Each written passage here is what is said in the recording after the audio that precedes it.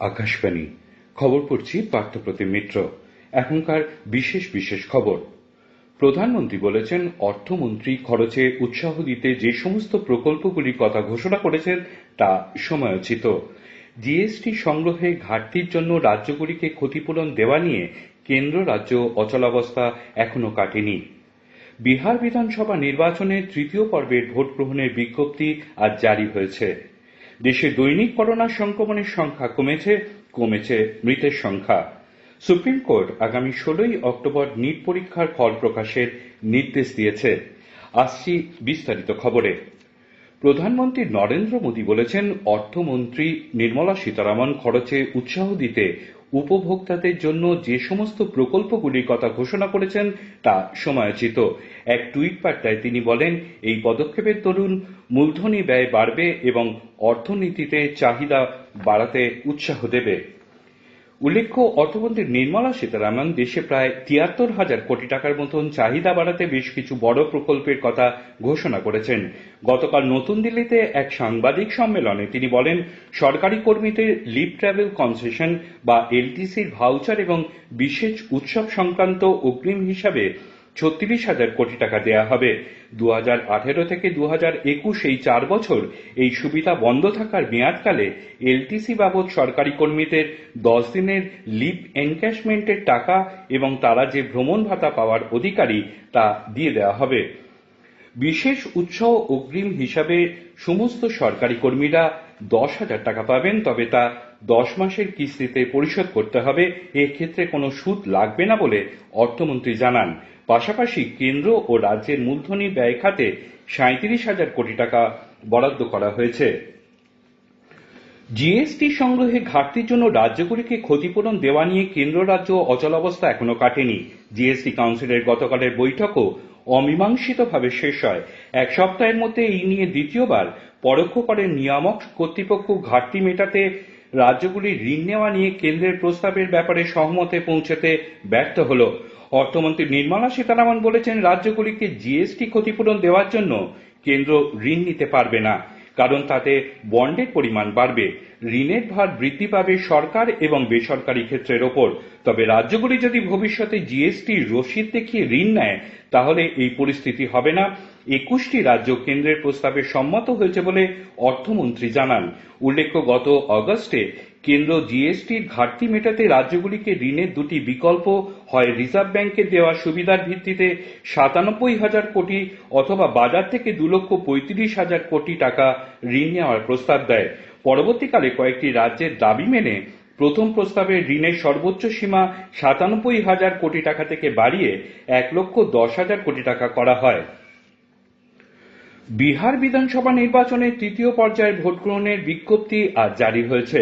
এই পর্বে রাজ্যের ১৫টি জেলার ৭৮টি বিধানসভা কেন্দ্রে ভোট নেওয়া হবে। আগামী ৭ই নভেম্বর এই ভোট নেওয়া হবে।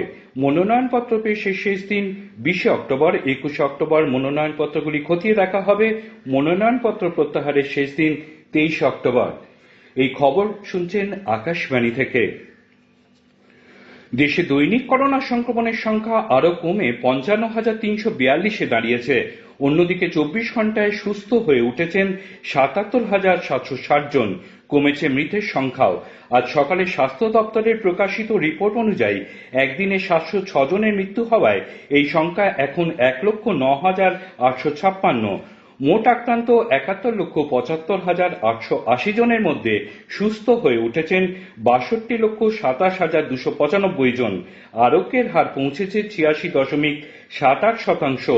মোট সংক্রমিতের ১১.৬৯% এখন চিকিৎসাধীন। এই নিয়ে টানা ৫ দিন অ্যাক্টিভ কেস ৯ লক্ষের নিচে থাকছে। পশ্চিমবঙ্গে গত কয়েকদিন সংক্রমণের হার টানা ঊর্ধ্বমুখী থাকার পর গত ২৪ ঘন্টায় তা কিছুটা কমে ৩,৫৮৩ হয়েছে। রাজ্যে এখনো পর্যন্ত ২,৯৮,৩৮৯ জন করোনায় সংক্রমিত হলেও তার মধ্যে ২,৬২,১০৩ জন সুস্থ হয়ে উঠেছেন। রাজ্যে করোনা থেকে আরোগ্যের হার ৮৭.৮৪% হয়েছে। এই সময় আরও ৬০ জন করোনা আক্রান্তের মৃত্যু হওয়ায় এই নিয়ে রাজ্যে মোট মৃতের সংখ্যা বেড়ে হল ৫,৬৮২। আসন্ন উৎসবের মরশুমে করোনা প্রকোপ বাড়লে তার মোকাবিলা করার জন্য রাজ্য সরকার একাধিক ব্যবস্থা নিচ্ছে। সরকারি কোভিড হাসপাতালে শয্যা সংখ্যা 50% বাড়ছে। বর্তমানে এই সব হাসপাতালগুলিতে বিনামূল্যে করোনা চিকিৎসার জন্য 1247টি শয্যা রয়েছে। এর মধ্যে আরও 600টি শয্যা যুক্ত করা হচ্ছে। পাশাপাশি রোগীদের যথাযথ পরিষেবা দিতে পুজোর আগেই আরও 2500 নার্স নিয়োগ করা হবে। করোনা চিকিৎসার খরচ কমাতেও রাজ্য সরকার উদ্যোগী হচ্ছে। করোনা সংক্রমণ এবং কন্টেনমেন্ট জোনে থাকার কারণে যে সমস্ত পরীক্ষার্থী পরীক্ষায় বসতে পারেনি, আগামীকাল ন্যাশনাল টেস্টিং এজেন্সি তাদের জন্য আরও এক দফায় সর্বভারতীয় মেডিকেল প্রবেশিকা নিট পরীক্ষা নিতে চলেছে। প্রধান বিচারপতি এস.এ. বোবদের নেতৃত্বে শীর্ষ আদালতের এক বেঞ্চ গতকাল এনটিএ-কে এই অনুমতি দেন। প্রধান বিচারপতির নির্দেশ অনুযায়ী আগামী 16 অক্টোবর শুক্রবার অনলাইনে ntaneet.nic.in এই ওয়েবসাইটে পরীক্ষার ফলাফল প্রকাশ হবে বলে জানানো হয়েছে। উল্লেখ্য, গত 13 সেপ্টেম্বর দেশ জুড়ে প্রায় 13 লক্ষ পরীক্ষার্থীর এই পরীক্ষায় বসার কথা থাকলেও অনেকেই সেই পরীক্ষায় বসতে পারেনি। সুপ্রিম কোর্ট সম্প্রতি পাশ হওয়া 3টি কৃষি আইনের সাংবিধানিক বৈধতাকে চ্যালেঞ্জ জানিয়ে দাখিল করা একগুচ্ছ আবেদনের ভিত্তিতে কেন্দ্রের জবাব তলব করেছে।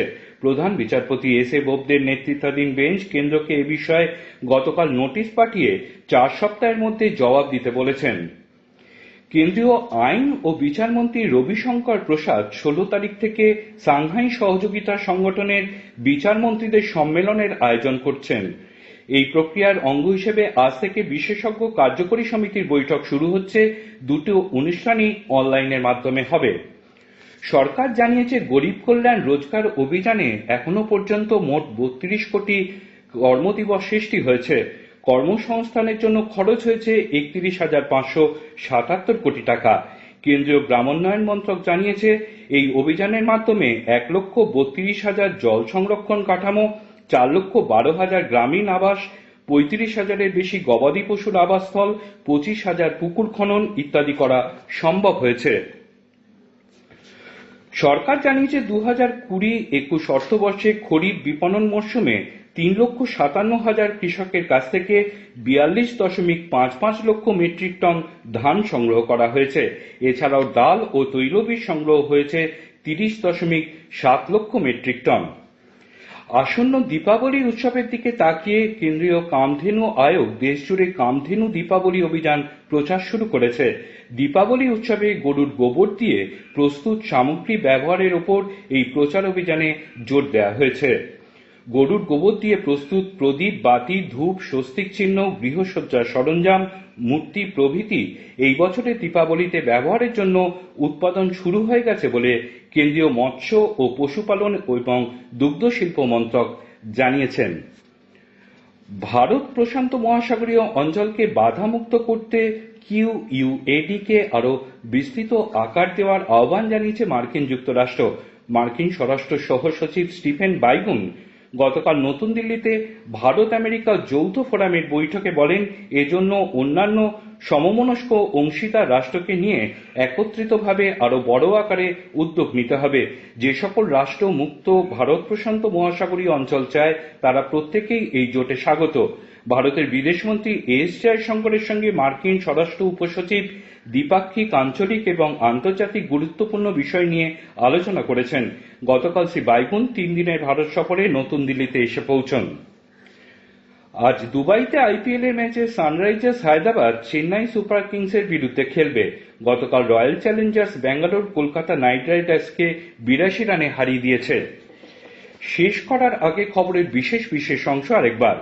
প্রধানমন্ত্রী বলেছেন, অর্থমন্ত্রী খরচে উৎসাহ দিতে যে সমস্ত প্রকল্পগুলির কথা ঘোষণা করেছেন তা সময়োচিত।